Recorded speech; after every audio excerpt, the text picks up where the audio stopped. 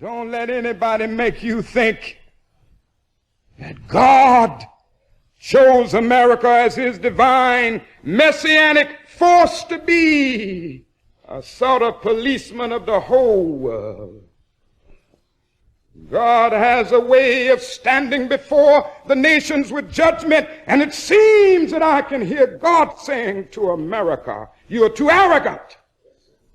And if you don't change your ways, I will rise up and break the backbone of your power.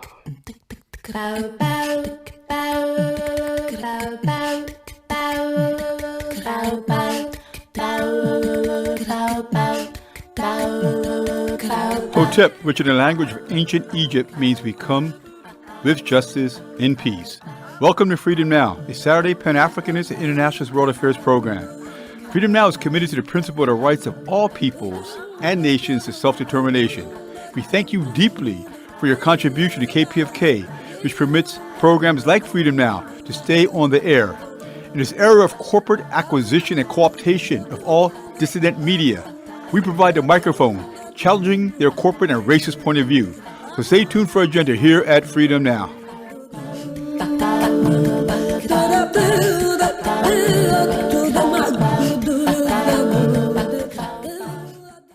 Fellas, I'm ready to get up and do my thing. I want to get into it, man, you know.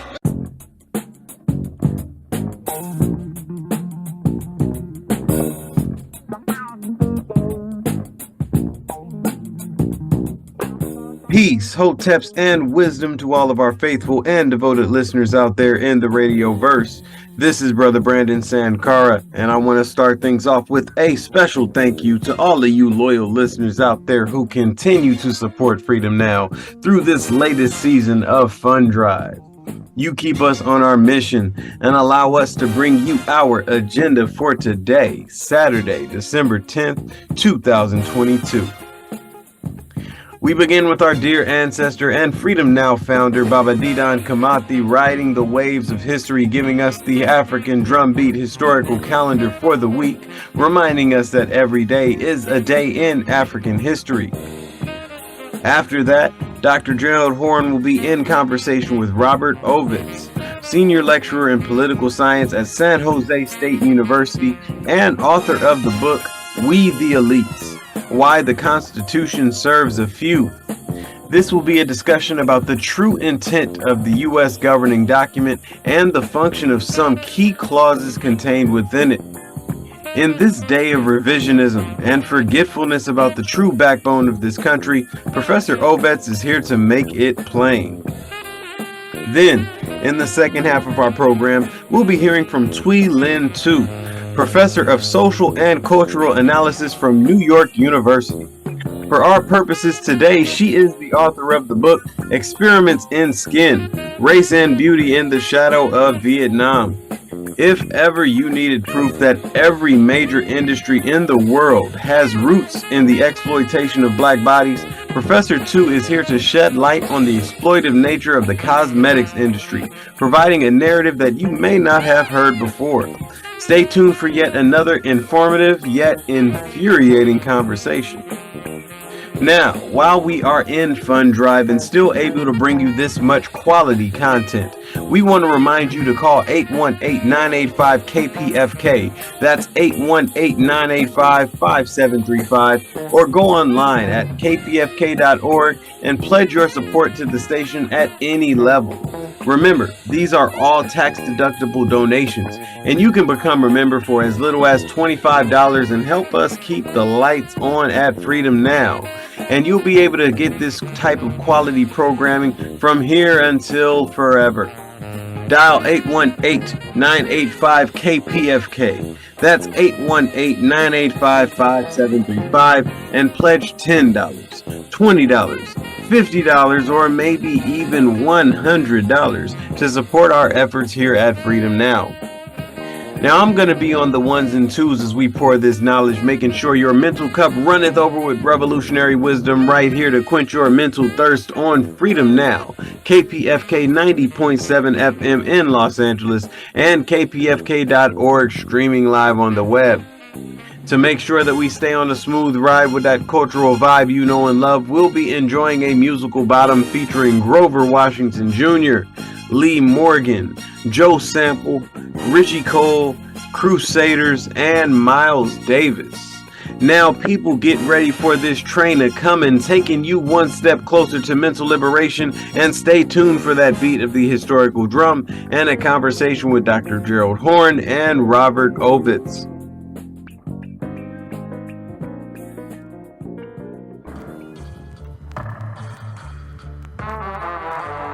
Alafia, this is the African Drumbeat Historical Calendar for the week of December 12th. We present this calendar as an aspect of our ideological arsenal, realizing that history is a weapon for liberation of the oppressed, or can be used by the oppressor to maintain our oppression, depending on the class, gender, and nationality of the definers of history.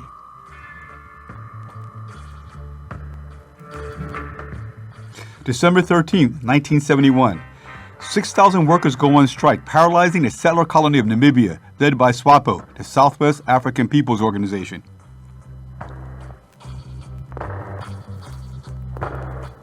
December 13th, 1903, Ella Baker was born. She was the founder of SNCC, the Student Nonviolent Coordinating Committee, the Field Soldiers for the Civil Rights Movement. She also founded the Mississippi Freedom Democratic Party, the mothership of the Black Panther Party, as well as being a leading activist in the Puerto Rican Solidarity Committee. Her theory that a strong people don't need strong leaders was the hallmark of the collectivist grassroots approach to mass organizing. She was an organizer, philosopher, teacher, and great orator. She wrote the book, More Than Just a Hamburger, a critique of the charismatic leadership in the civil rights movement.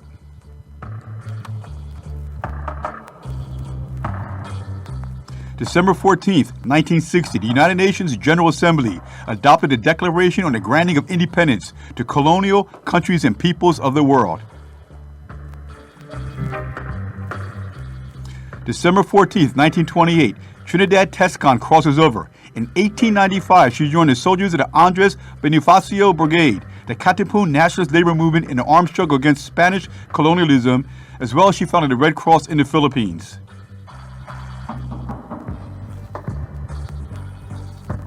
December 15th, 1890, Sitting Bull, Sioux resistance leader assassinated by United States government control Indian police force. December 16th, 1961, the African National Congress, the major liberation movement in South Africa, institutes Umkhonto we Sizwe, its guerrilla wing heralding the armed phase of the struggle for liberation from settler colonialism in South Africa. December 16th, 1511, Bersulit, a Malaysian sister, was born. She developed a national art of self-defense called Silat, which today has many forms and many schools. As a peasant, she went to a stream for water. There she watched a tiger fight a large bird for several hours. Her husband attempted to hit her for being away so long. She evaded and counterattacked using the methods of the two animals she had been watching. She went on to teach other women of her region this form of self-defense.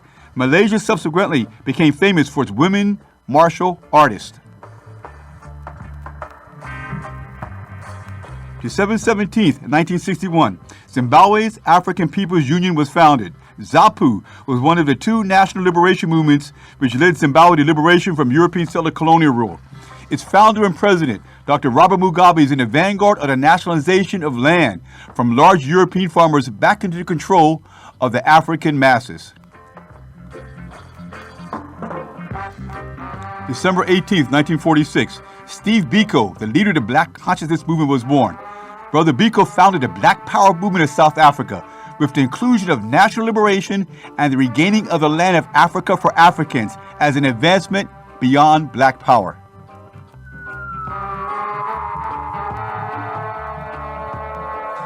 December 19th, 1946, France invades Vietnam to stop Ho Chi Minh and the Viet Minh guerrillas from establishing an independent government of Vietnam run by and for the Vietnamese people. This has been the African Drumbeat Historical Calendar. You can hear this broadcast in the archives at kpfk.org under Archives. You can gain contact information on the guests, music listing, and agenda at kpfk.org under Programs, or you can contact us at freedomnow@kpfk.org. We will close out with our chant of a mandala, which power to the people. You can respond away to. A mandala, away to. A mandala, away to. Mandala, away to.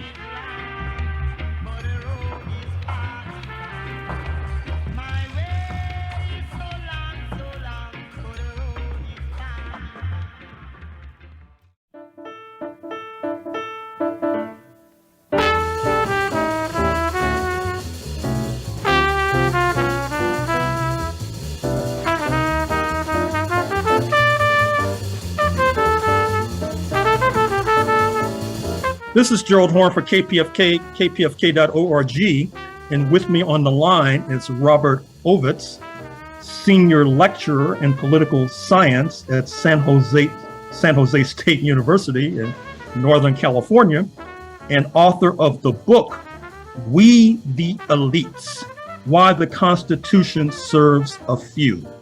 Thank you for joining us on Freedom Now, Professor Ovetz. Glad to be here. Thank you for having me. And thank you for joining us. So why did you write this book, and why does the Constitution serve a few? Well, I wrote this book because from the earliest age, we all learn a wide range of myths about the Constitution, that the Constitution establishes a democracy, that the Constitution included everyone as we the people, and that the Constitution also gives us our rights. Among other myths, the framers were supportive of giving the widest possible power of self-governance. These myths are just that, they're myths. And after teaching intro to political science for the past couple of decades to thousands of students and teaching them about these myths, I just realized that there really isn't another book out there that really breaks down and deconstructs many of the things that we have been misinformed about with the Constitution. And so in some ways, it's kind of a synthesis of things I've been teaching for a number of years. Mm-hmm. And what should we infer from what you just said as to why the Constitution serves a few? Well, the folks that showed up in Philadelphia were of a very, very small slice of the population at that time. The revolution had ended several years back. The states governed together in a confederation as independent states. And the common folks were on the rise. They were organizing. They were engaged in armed rebellions. Native peoples were arming themselves and resisting incursions and genocidal attacks to steal their land. And slaves were also organizing and revolting and had been increasingly even during the revolution. And so the folks that meet in Philadelphia are really the ruling class. They're the elite. About a third of them either owned slaves or directly had investments in slavery. And most of the rest also profited from slavery. And so when they meet in Philadelphia, they're designing a new system of government that would protect the property interests of the ruling elite or the ruling class. And so in my book, I refer to them as the elite.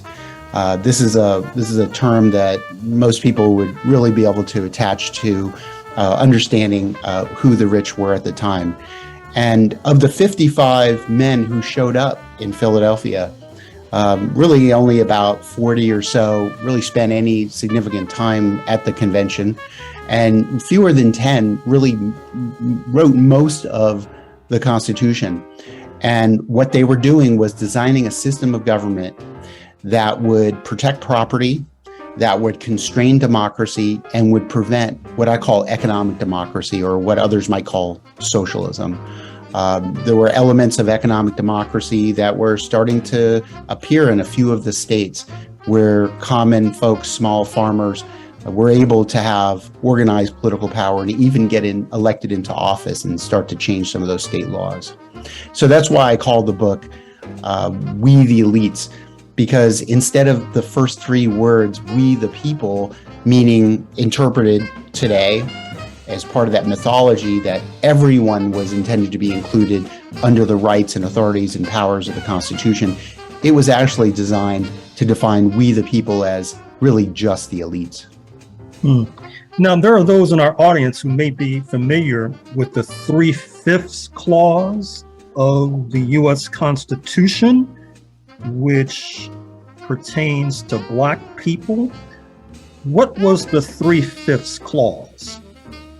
Well, the 3/5 clause appears in Article 1 of the Constitution, and it essentially was part of the negotiations at the convention in order to assure the slave owners and those representing the states that had the majority of the slaves at the time that slavery, the most valuable form of property in the country at the time and will be for decades to come, that they are well protected, that this is a constitution that wink and nod will protect slavery as forms of property. The words slave and slavery do not appear in the Constitution. Instead, they use what comedian George Carlin called weasel words. They used other persons or persons, people, but what they were referring to were essentially slaves. And the 3/5 clause, after long negotiations, they hit upon this fraction, and the 3/5 clause allowed those states that had significant numbers of slaves to count each slave during the census as if they were 3/5 of a person. And the consequence of that, in short, was that it inflated the political power of those states that had significant numbers of slaves in both the House of Representatives, where the number of representatives is dependent upon the population size, and as a consequence, it also inflated their influence in the Electoral College, where each state gets the number of electors. That's the total of the number of seats in the House of Representatives and their two equivalent senators. So as a result of that, the majority of the presidents who were elected before the Civil War were from big slave states or were slave owners themselves. And of those, 7 of them were from just the state of Virginia alone, such as Washington and Jefferson and Monroe and Madison, for example. So the 3/5 clause went a long way to assure those states with lots of slaves that not only would slavery be well protected, but that they would have disproportionate political power and be able to block any effort to regulate or gradually or immediately abolish slavery. And despite the fact that the northern states begin to restrict or slowly eliminate slavery, Vermont being the exception, before it became a state, it already abolished slavery in its state constitution. They were assured that the 3/5 clause would protect slavery for all time. And of course, in the Black popular imagination today, the 3/5 clause is interpreted to suggest that the U.S. Constitution considers Black people 3/5 of a human being. Now, with regard further to slavery and the Constitution, what about the Fugitive Slave Clause? Yeah, so the Fugitive Slave Clause in Article 4, which today we actually refer to the power that gives a state to retrieve someone who's escaped from justice.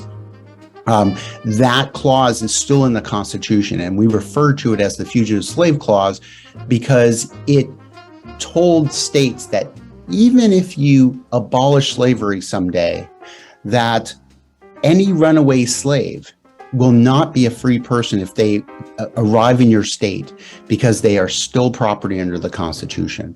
So the Fugitive Slave Clause allowed slave owners to send slave hunters into states where slavery was illegal, including my state, California, where the famous case of Amos Lee, where he was saved by a crowd of people who resisted his kidnapping back into slavery, that they could be returned to slavery. And it was also encouraged slave hunters to also kidnap free blacks and kidnap them into slavery. So today we call the Fugitive Slave Clause the extradition clause. It's what empowers a state to retrieve someone who's fleeing justice into another state, but its origins lies in hunting down and returning runaway slaves. Now, I often listen in the morning to KPCC at Pasadena City College, the Southern California NPR station. And they've been running a series on the Constitution, in particular the Bill of Rights and the amendments. Yet they always skip the Second Amendment, I've noticed. And I'm wondering if you could inform our audience as to what was the Second Amendment, and what did it portend for enslaved Africans and the indigenous population? Yes. So the Second Amendment, which I actually was just talking about with my classes yesterday, is something that is widely misunderstood. The Second Amendment is just one sentence long, and it includes 4 clauses. And each of those clauses essentially grants the right of those who served in the state militias at the time to have a weapon. And those militias were well regulated. The states kept immaculate records about whose turn it was to serve in the militia, that they have a working gun, that they show up for their tour of duty, et cetera, et cetera. Now, the militias we celebrate as one of those mythological founding stories of our country, that they were the brave people that went and faced the British troops, which is in part true, but the militias had actually evolved as not only the armed defense of originally some of the colonies and then the states, but they actually evolved as both the police and slave patrols. And so when the framers put the Second Amendment in, when the framers of the amendments, I should say, what we called the Bill of Rights, when those were sifted by Madison, there were a number of proposed amendments, and Madison went through them and famously picked out a number, and 12 of those went to the states, and 10 of them were ratified and added. That amendment specifically was intended to ensure that the states could still have slave patrols. The militias served another function as well, is that they served as the armed forces that would carry out genocidal attacks to drive native peoples off their lands and be able to steal those lands and then redistribute them. Most of those lands ended up in the hands of a very small number of elite, many of them among the framers. But the Second Amendment was certainly one of those protections for slavery that was designed to be added to the Constitution.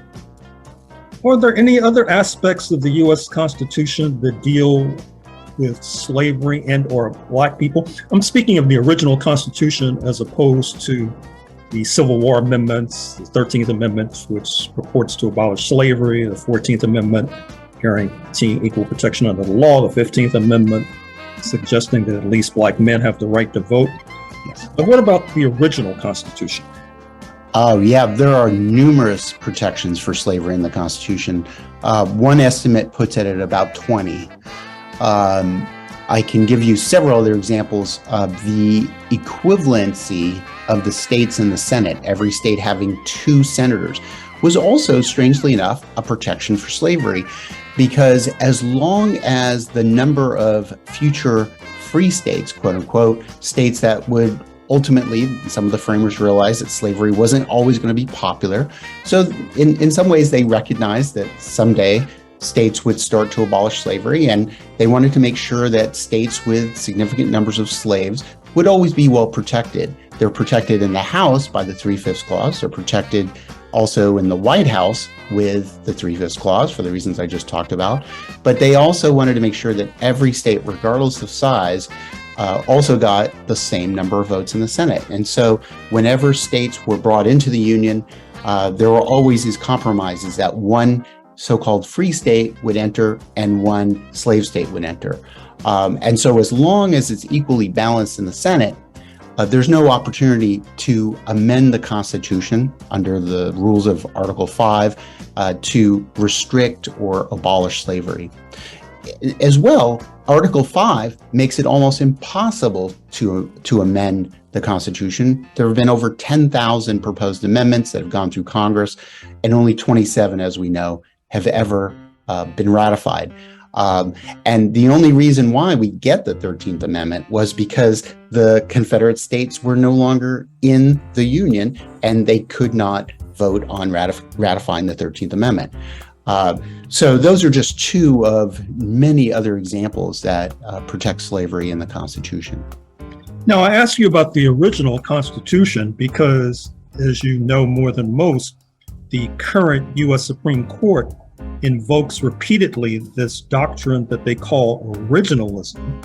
That is to say that whatever we do today, for example, women's reproductive freedom, has to be interpreted through the prism of what these men thought in the 1780s. Obviously, that is a brake on progress and is a barrier to moving forward. But having said that, the Republican right today, as we speak, is pushing for a constitutional convention. Now, you've just written a book critiquing the current Constitution. What's your opinion of the Republican Party's effort to have a constitutional convention? Well, I think on originalism, the way that I explain it and think about it is that if we only interpreted the Constitution according to the original intention of the framers, then I would be an indentured servant because my father came as an undocumented immigrant to the country, eventually became naturalized. And so we would ignore the naturalization clause in the 14th Amendment, which actually former President Trump campaigned on the first time he ran for president to repeal the 14th Amendment. And because I have no wealth and of modest income, I probably wouldn't be able to vote. And I certainly wouldn't be able to run for office. So when we think about originalism, we're essentially talking about the views of 55 of primarily the wealthiest men in the country. There were a few of modest wealth, but also the richest men were there. We would exclude all but a few thousand people from being able to participate in our representative democracy. So originalism can be taken to even more extremes where even the amendments are ignored. So originalism becomes a justification for a reactionary return to essentially slavery, indentured servitude, and essentially where a very small number of people of the elite govern the entire population. So the issue with the Constitutional Convention is that, as you pointed out, it's really a project that's even more insidious than just being pushed by Republicans. It's actually originally funded by the Koch brothers, the famous, now they're down to just one Koch brother, who have put probably billions of dollars into far-right causes in the country. And they've been at it for about a decade. There's also a kind of liberal effort to try to bring about some sort of constitutional amendment process that hasn't gotten that far. But this effort seems like it's gaining traction. And in the second to last chapter of my book, I talk about whether or not we should how we can fix the issues or address the issues that I talk about in the book. And so I lay out what are our options. Can we amend the Constitution? Should we call a constitutional convention? Or should we just ignore the constitutional amendment and constitutional convention process and organize ourselves locally into a coordinated network of efforts that would design a direct democracy that controls both the economy and our governance system? And I don't have a lot of faith in the first two efforts. Amendments are almost impossible, as I mentioned before, to get ratified. And a constitutional convention, while it might give us some opportunities, I'm afraid that the most organized and the best funded will dominate it. And right now, The folks that you're referring to are way out ahead, and they're laying the groundwork to control that. And so the outcomes of that effort are really, in some ways, quite disturbing. Well, I'm afraid we're going to have to leave it there. Professor Robert Ovetz, Senior Lecturer in Political Science at San Jose State University in Northern California, and author of the book, We the Elites, Why the Constitution Serves a Few. Thank you for joining us on Freedom Now, KPFK, Los Angeles. Great to be here.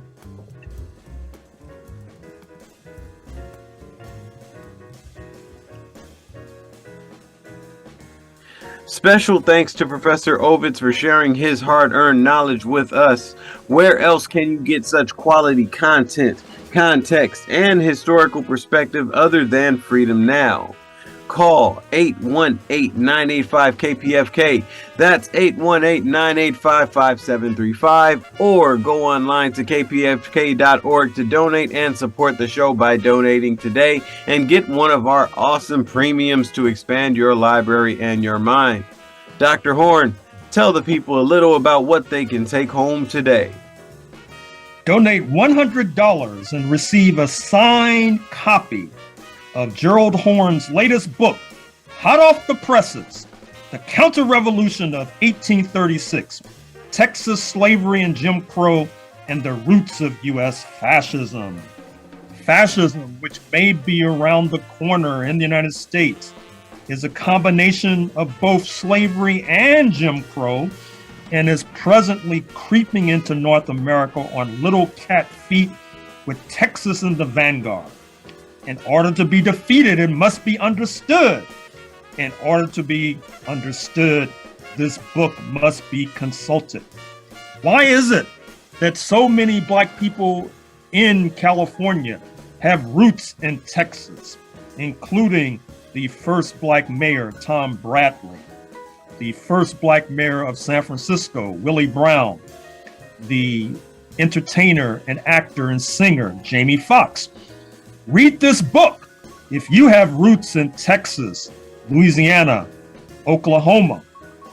Where else but on Freedom Now can you not only find out about fascism, but find out about Black American fraternities and sororities like the Omegas and the Alphas and the Deltas.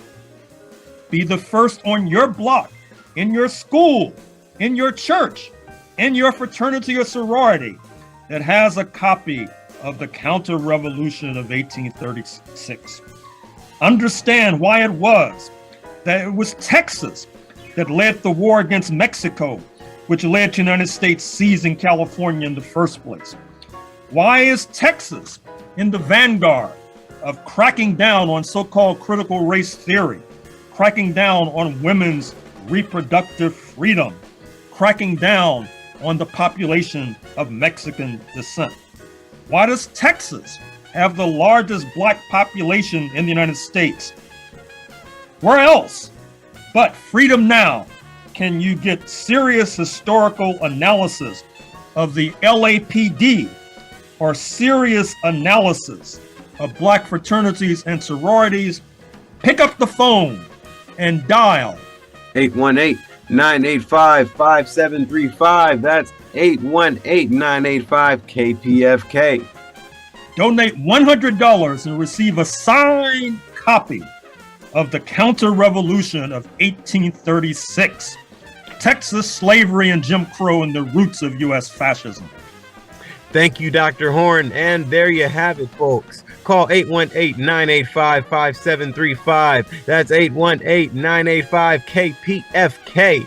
Or go online to kpfk.org to donate right now and make your support for the show and the station felt.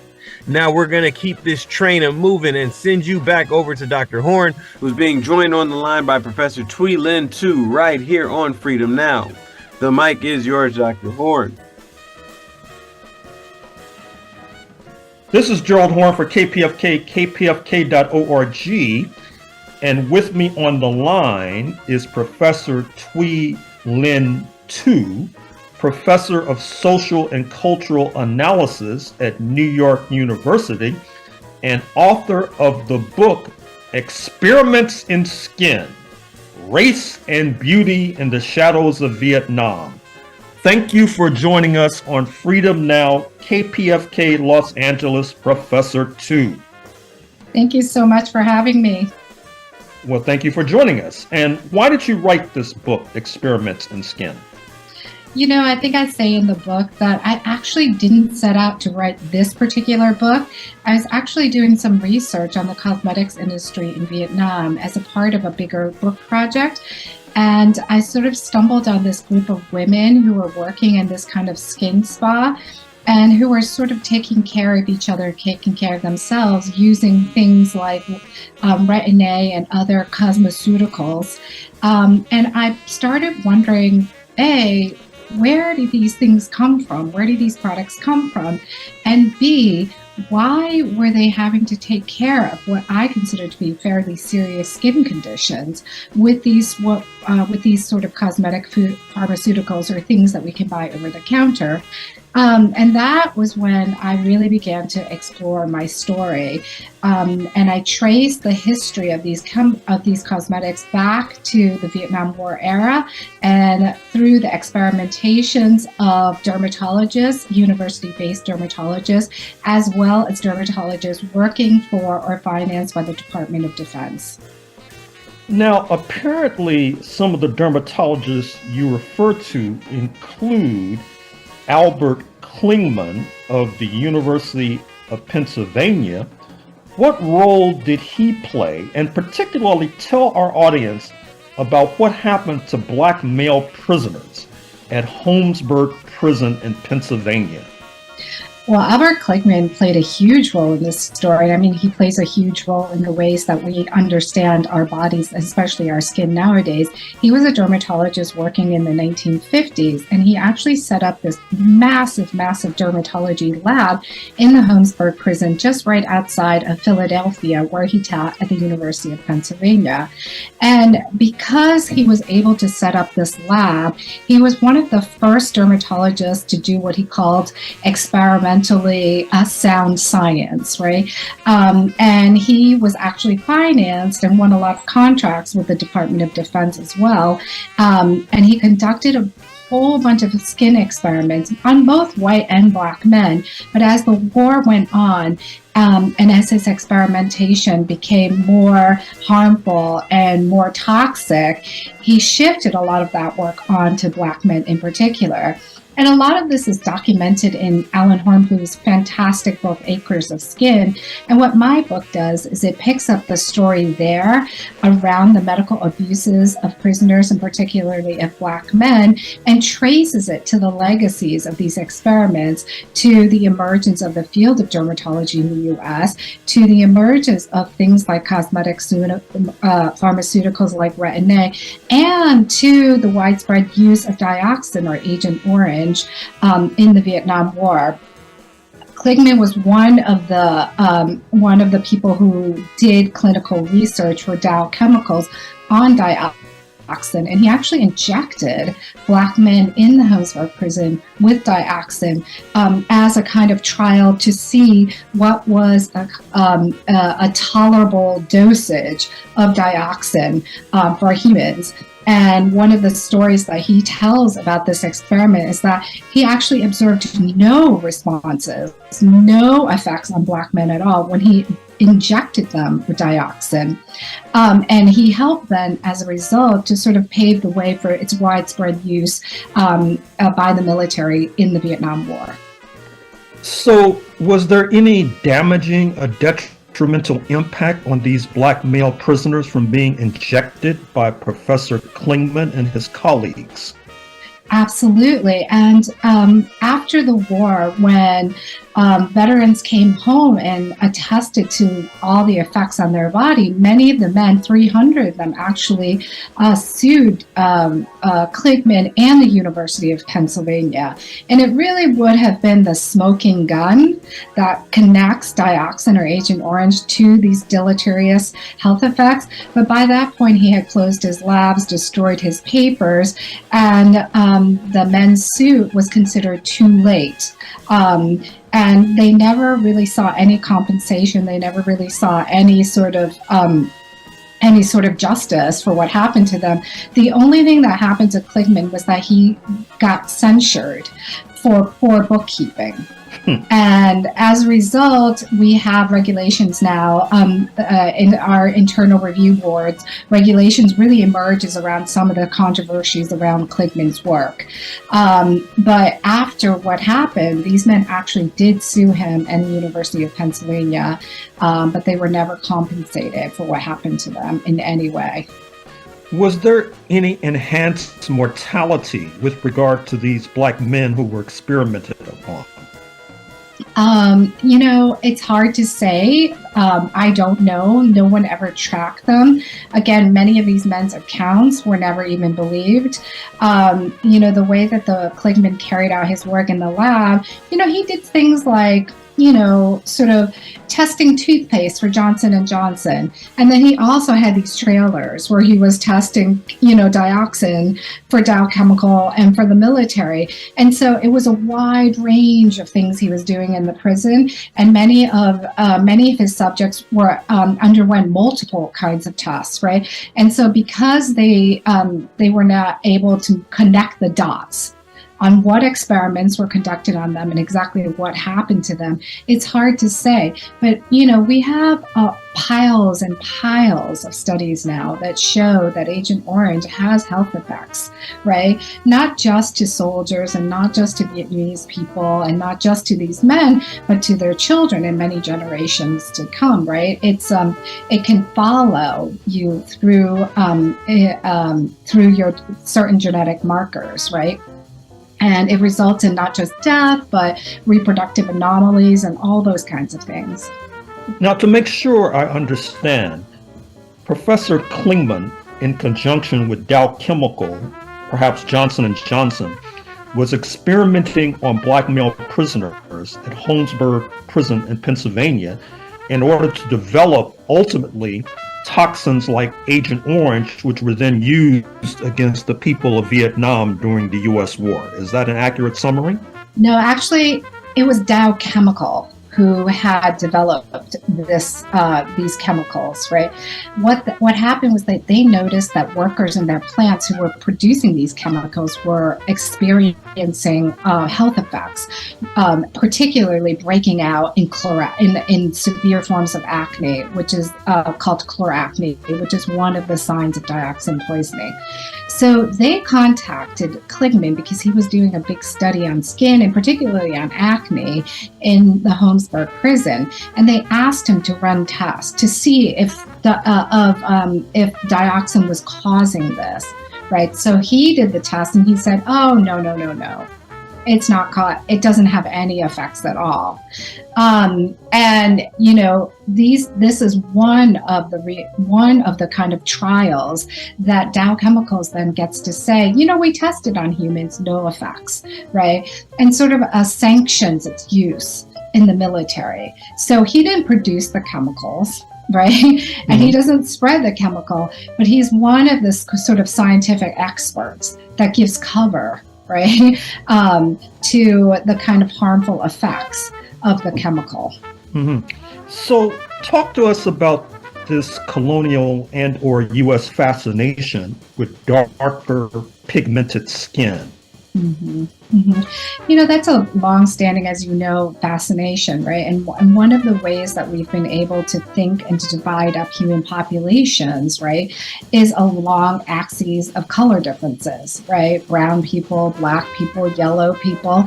And, one of the things that I learned in my research was that actually, scientists in the British early colonial society weren't actually sure why we had color.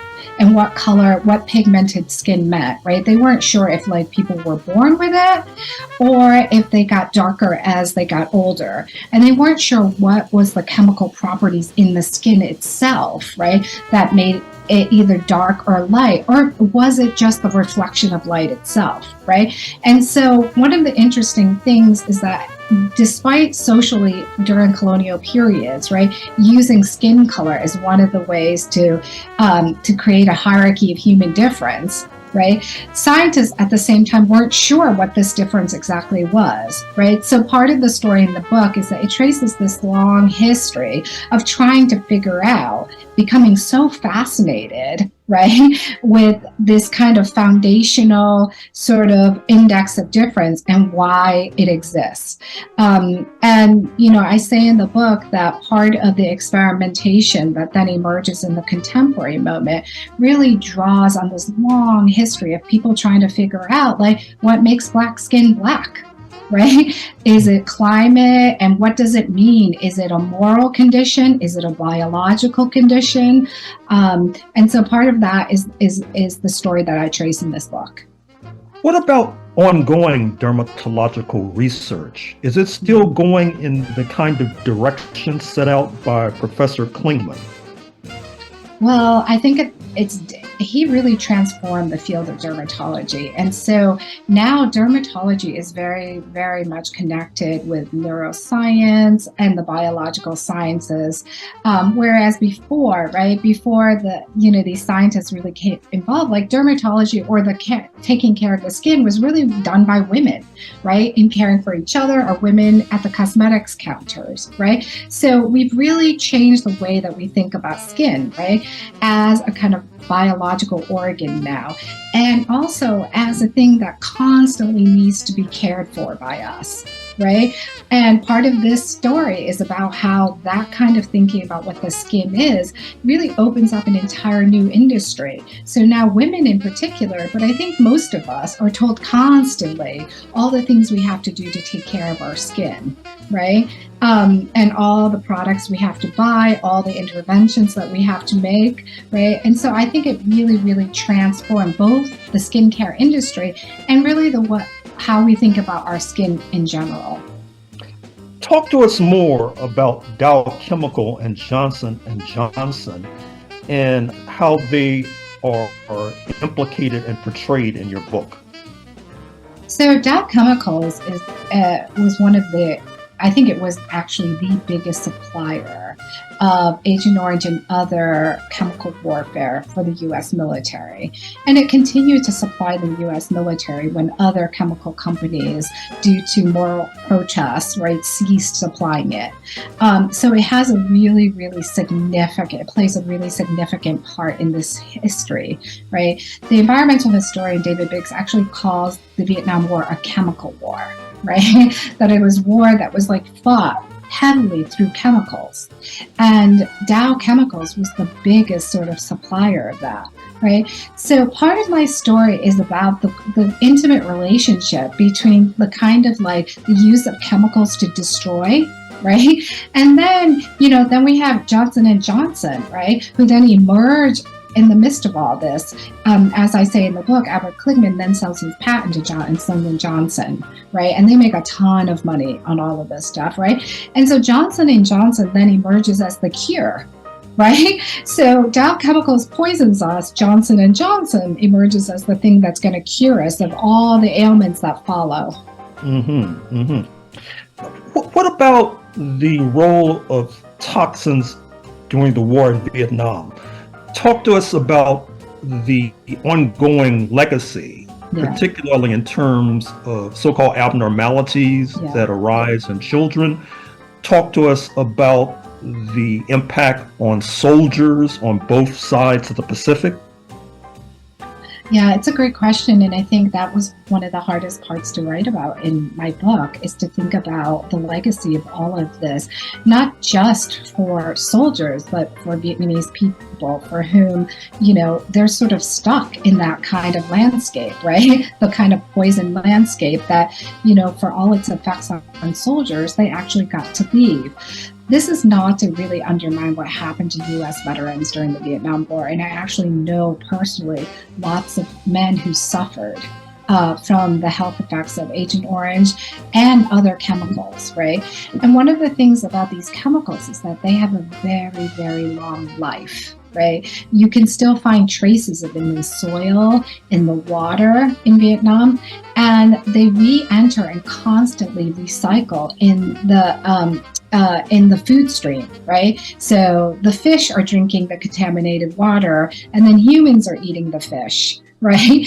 And so it's constantly being refiltered, right? And it's not only being refiltered, right? It's also interacting with new chemicals, right? And in the book, I talk also about the chemicals that are produced under, conditions of capitalism, right? All the factories, that are producing goods for the United States in Vietnam now, and the kind of toxic spillage, right, that they're also producing.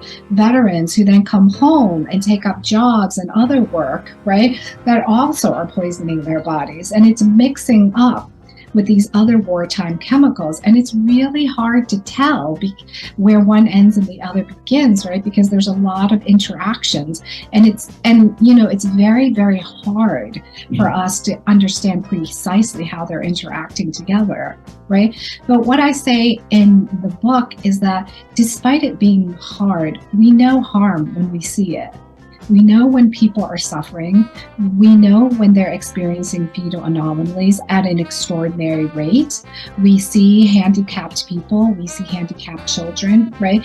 And a lot of this stuff, I argue, is just mired in this kind of politics of uncertainty, meaning that because we can't prove it was caused precisely by a particular chemical, well, there's nothing we can do about it, right? And one of the things I learned working with women in Vietnam is it is possible to recognize harm without needing to point to the precise cause of it, right? And I think that one of the things that I really try to talk about in the book is the recognition of harm and how important it is to recognize that harm has been done here, right? And not to wash our hands of it because we can't scientifically prove, right? So what is Retin A and what role does it play in your text? Retin A is a dermatological product that was invented or founded by Albert Kligman. And what it is it's basically a skin cream, right? And it's used to treat acne. But when Albert Kligman started using it on his patients, he noticed that the people who started using it for acne, their skin actually looked younger. And it has to do with the way that the chemical causes skin cells to turn over quicker. And so Retin A is also used as an anti-agent. And it really is still like our kind of gold standard, right? And for anti-aging products, and you can get it in different grades. And there's a kind of a medical grade that requires a prescription, and then there's the retinols. They're kind of derivative grades that you can find in most skin creams now that say anything like anti-aging skin cream, right? So some version of it is sort of everywhere, right? And this was his really, really big find. It makes him, the University of Pennsylvania, Johnson & Johnson, tons of money. So finally, Professor Tu, Professor of Social and Cultural Analysis at New York University in Manhattan, author of the book Experiments in Skin, Race and Beauty in the Shadows of Vietnam. Who was Marion Sulzberger, and what role does Marion Sulzberger play in your book? Marion Sulzberger was also a dermatologist, and he actually taught for a long time at New York University, where I teach. And I would say that Albert Kligman and Marion Sulzberger are considered sort of kind of the fathers of modern dermatology in the United States. And Marion Sulzberger also founded the Military Dermatology Research Program during the Vietnam War.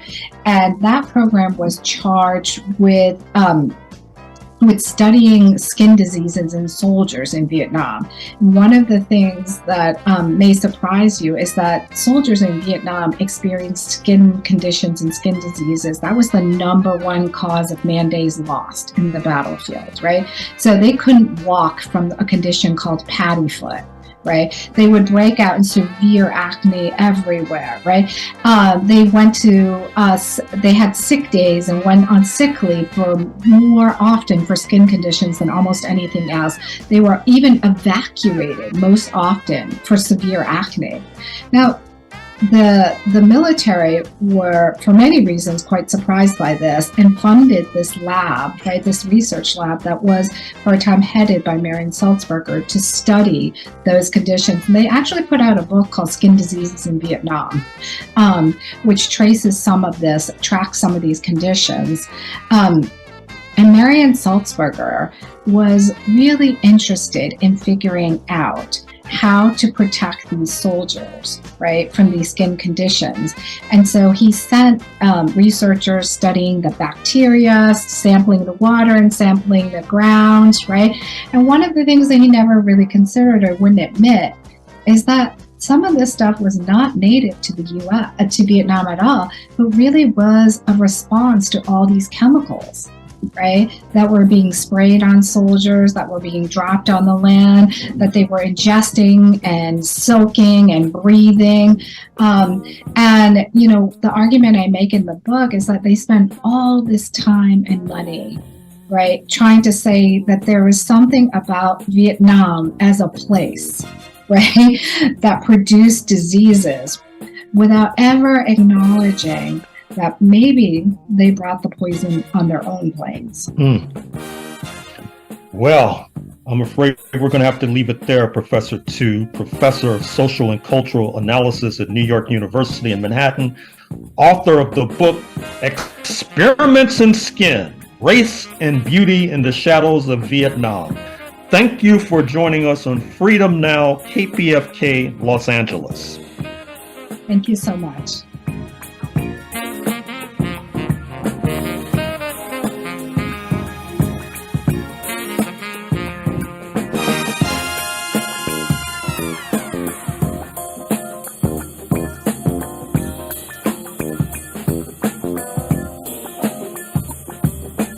In closing, we'd like to thank our guests, starting with Professor Robert Ovetz from San Jose State University.